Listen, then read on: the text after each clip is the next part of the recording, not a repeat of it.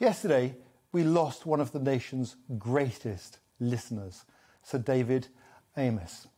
He was an exemplary member of Parliament, always willing to consider opposing views and to debate issues. He was a man who tirelessly worked for his constituents and to champion their causes. He dedicated his life to the public and ultimately fell on the front line while actively engaged in service to the community.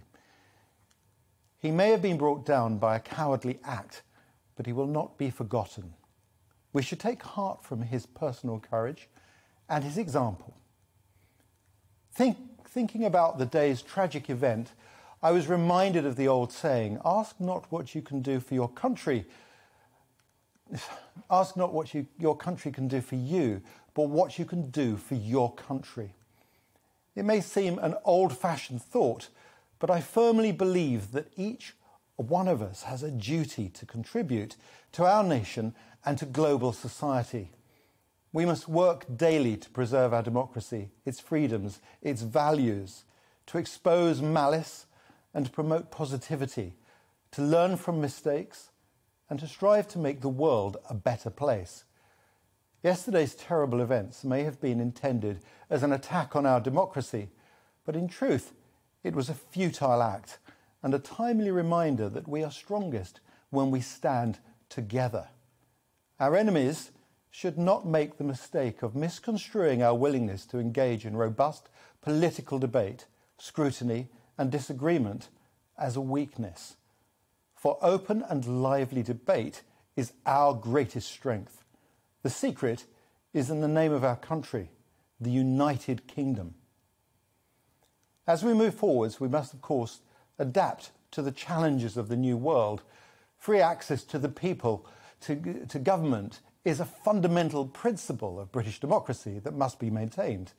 If this means providing our MPs with security, then we should provide it. It's unreasonable to expect an MP to listen carefully to their constituents' concerns while at the same time watching out for potential dangers. Events such as this are intended to generate fear, but this is not a time for fear. Now is a time for resolve, for courage. It's a time to stand up for what we believe in. In the coming days, the world's attention will be focused on the COP26 meeting and the challenges of reducing humanity's negative impacts on the Earth's environment. This issue is not, as many say, about saving the Earth. The Earth will survive regardless. The threat we face is to all life on Earth, ourselves included. If we fail in dealing with these issues, no corrupt idealism or dictatorship will survive the consequences. There's never been a better moment for humanity to unite in a cause. The opportunity is staring us in the face. I hope that the world's leaders will have the courage to seize that opportunity. My thoughts, of course, go out to the family and friends of Sir David Amess.